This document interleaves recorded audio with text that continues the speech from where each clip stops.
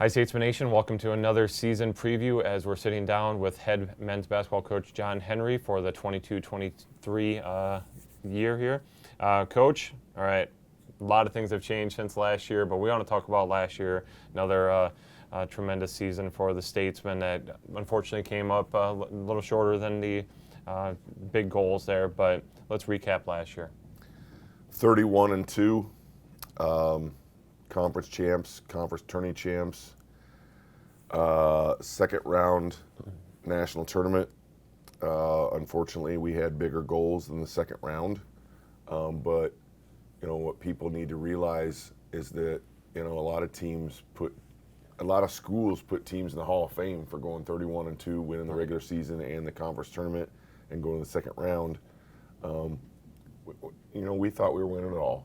And we didn't. And March Madness got us. I mean, it happens. Yeah. I mean, you see it every March. Somebody gets taken down like that, and hats off to IU Kokomo to this day, and probably the rest of my life. Yeah. I'll never forget the ride that we had with those gentlemen, the 8-9 seniors we had. They went 86-7 in 3 years, and only Northwest Missouri State and Gonzaga have more wins or a better winning percentage in those 3 years than William Penn. So that's something to be proud of. No, we didn't. We didn't win the national title, but if that's failure, give it to me every year. Right. Give it to me every year, and I can live with it. It was a sour thing, but it's part of the reason we play the game is March Madness, and that's why everybody gets crazy over March Madness, and it happens. So, exactly. Well, also madness. You had a kind of a wild off season. Obviously, losing all of those seniors. I mean, you're immediately, you knew going in, we can't just wait till the end of the season to start recruiting. So I'm sure you guys were on the trail trying to figure out how to come up with new players to fill out the roster. So talk about a recruiting trail and kind of what you guys are looking for and all of that. And then obviously a big change with Blake Sandquist leaving and now bringing in Rufus Williams as your head assistant coach or associate head coach. In recruiting, Blake and I knew, not just Blake, but the entire staff. And I'm not going to go over the entire staff of recruiting, but we did an excellent job of recruiting. Not just good players, but numbers. We have a lot. We have a lot of players. We have 2 JV teams, and then with the late summer thing with Blake taking the DMAC job, and congratulations to him and Kayla, his beautiful wife, and their 3 kids. Very proud of the fraternity of coaches that have come through here and gotten head positions or full-time positions elsewhere, because that means that we're doing a nice job. And Blake wasn't even the only one. Yeah. We lost, I believe it's 5 coaches in the matter of about 8 weeks. Right. And Blake being the headliner, and again, I'm not going to go over everybody that ended up getting nice jobs and moving on and doing other things. You've got one here in your office. But I just take great pride in not only the graduation rate of our players and the amount of guys who play professionally overseas, but also the coaches who go on and do great things. We spend a lot of time together, and I'm going to miss Blake. He's obviously a fantastic basketball coach, but just a great dude, and we have a lot of great memories. But just like when McKinstry left or Linhart left, it's on to Rufus. Rufus Williams, Tuscaloosa, Alabama, former player here, graduate assistant here, was 3 years at Rockford College with another assistant coach of mine, Jeremy Regal, who's the head coach there. He's ready. He brings a dynamic. Anytime you have change, there's change. I mean, I know that sounds stupid, but, sometimes that's good, especially for an old-timer like me, just a different voice, a different philosophy, a different juice to the room, and it's been fun so far. I'll be honest with you. Taking nothing away from Blake or Joe or Brandon or whoever, but it's just you gotta adapt and sometimes reinvent yourself in life or in a career, and I feel like we're doing that. Yeah. Yeah, you said change is change, but maybe sometimes it's good, right? That's hard to say when we're old guys. We're like, I don't like change, but it's so cliche. Change is change. I mean, I don't know. Yeah, no, you're that's right. what I'm trying to go with. Yeah, but if you embrace change, it can be a lot of fun. So. I'm having a blast, though. I'll be honest with you. We're not nearly getting into this year's team already. Yeah, roll into it. Segue right into it. Yeah. Excuse me. We're not nearly as talented. And it's a different staff, but I'm having a blast. Yeah. I really am having a blast. I know the players, if they watch this, are going to be like, "You're having a blast. You just yelled at us for an hour." And I've yelled more in the first 15 practice. Today is practice 16. Yeah. I've yelled more in the first 15 practices of this year than I did the previous probably 5 years. And I keep telling them that. And it's not necessarily that I'm frustrated or angry. It's just I'm trying to get them to understand what's coming, because I'd really, Kavion Blaylock and Q Cager and some of those guys that we had over the last few years, they so understood what we were up against. Mm-hmm. The Nate Gehrings. And it's great to have Eddie back, because Eddie completely understands, what's going to happen when the quote-unquote cliche live bullets start flying. And he's a special guy because his leadership is a really cool, he has a really cool leadership way about him. He's not going to raise his voice or act crazy. He shows you, the other players what to do, and then he'll talk to them about it. For myself as a leader on the team, I would say I'm kind of more of like what I would consider like an underground leader. We need to look at Chance as being the main leader on the court. Those are the guys that are, everybody looks up to him. But somebody's got to, kind of help keep him in line too. I think it's kind of like a system of checks and balances. We need to make sure we are using and leaning on each other to make sure we're making the right decisions and making sure we are taking strides forward and getting done what we need to get done. Yeah. So the return for me has been something very interesting. I took a year off previously working for Musco Sports Lighting. The return was kind of factored into a couple of things with me thinking that there was unfinished business that we needed to take care of. And another one is just I was not ready to be done. I thought I still had something left in my body, and I was thinking that there was one way that I could, kind of expand my playing career, and it was by doing this right now. And I didn't think that I was ready to be done. So I made the call to Henry and previously Sandquist and said, I think I'm ready to come back. I was very happy with where I was at in life with Musco and working with them, but I felt that this was something that I needed to achieve, and I would, be kicking myself down the road if I didn't, come back.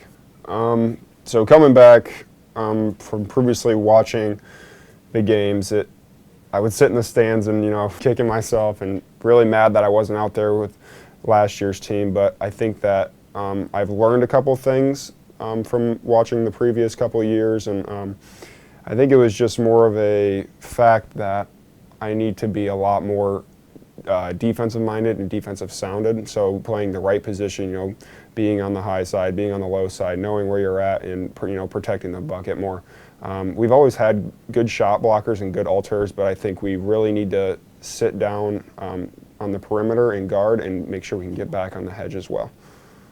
Chance Caruso is in a different role this year, one that he's probably been waiting for a few years. He's been the little brother for quite some time, an extended year with the COVID year, but now he's taken on the hat of the man, the guy.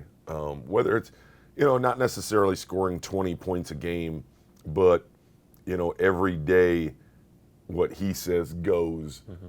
And he and I are trying to figure out how this relationship is changing between the two of us. Sure. And it's going to happen, but it's slowly happening. Just getting him to understand when to pick and choose where he's a coach instead of a player. Mm-hmm. And that's not easy to do, but he's getting it done. And he's just a great player. I mean, the guy plays defense, plays offense, runs fast, plays fast. I mean, now he's got a 3-point shot, a pull-up, everything. I mean, he's a 5-star player. More of last year, you know, with all those seniors, I still had a leadership role. It just wasn't as big. So, like, I still had a voice on the team, but I know I still got big dogs ahead of me. But now that they're gone, you know, with the help of Eddie, I'm more the big dog now. So, like, when we're in trouble, you know, I can't look at KB or Amar, you know, it's on me. So I'm just using my experience, use the help of Coach Henry, use Eddie. You know, we got transferred JP. You know, just use all that to make sure we win games. And as far as our offense and how we're going to keep going fast, I mean, I'm still here. So I'm going to keep pushing it. We're going to still keep trying to push it and, you know, run people out the gym. It's just more of, it'll be a little bit more structured this year. We'll be calling a little bit more plays. But other than that, like, just running, that's our culture. That's our image. So we're just going to keep that up. I actually feel like defensively we'll be a little bit better this year, just because Eddie is in the paint and I'm out on the wing. You know, I'm going to try to be a dog as much as possible and hound the other guards, make them tired. And then I feel like, you know, JP's hurt right now, but once he gets back, he'll add to that defensive strategy. But I feel like even next semester, when we get some of the ineligible guys eligible, it'll be even scarier with me, JP, and then we got JB to go alongside with Eddie, and then we still got Moo. You know, so I feel like defensively we'll be pretty good. Yeah. All right, let's talk about other returners who are going to also, you know, buoy you guys in the early part of the year, help you through some of that growing pains for the new guys. The Philly twins, Yep. Munir Newton and Malik Edwards, both came back improved. Malik Edwards has really turned a new leaf into, you know, he kind of understands more now than he did last year how hard you have to work. Munir Newton is just a very interesting and fantastic kid. You know, he's constantly smiling with that gap tooth. Fan favorite, big body, works his butt off, and is just a big old teddy bear. Him and Malik are mainstays for a while here that we're going to be talking about for years to come. And I expect them to take 2 steps forward. I expect them to both be starters this year, whereas last year they were role players with limited minutes because we had All-Americans and great players ahead of them. And, you know, 5th, 6th-year seniors with Malik Thomas and Ahmad Pinder.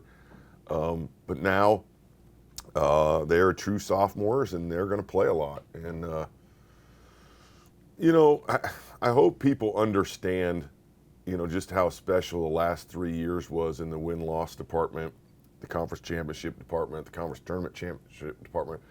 Now, yes, you know, we wish we would have won a couple more games in nationals, but we did get there.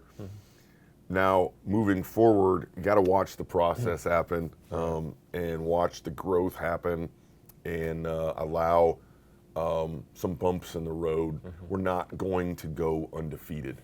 You know, we had big aspirations the last couple of years. We were talking like that. You go 31-2, 25-2, and 30-3.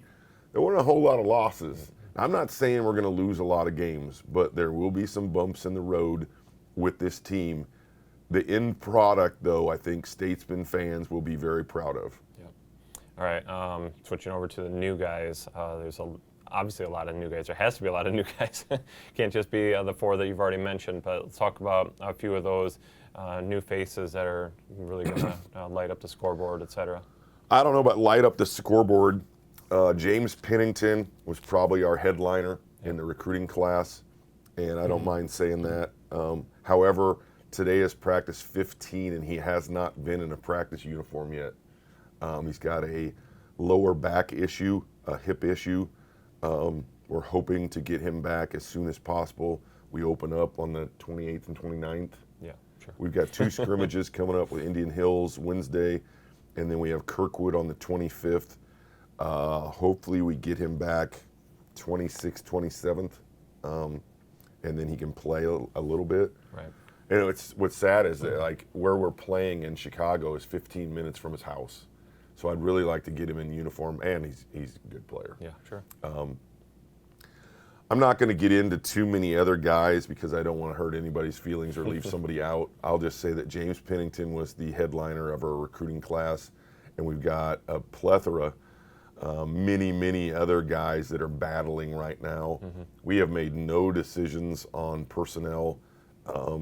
We still got to get some guys through clearinghouse and training room and everything else, and that's for me and Rufus and the fellas of the staff to figure out here in the next 48 hours, so we can get it pushing forward.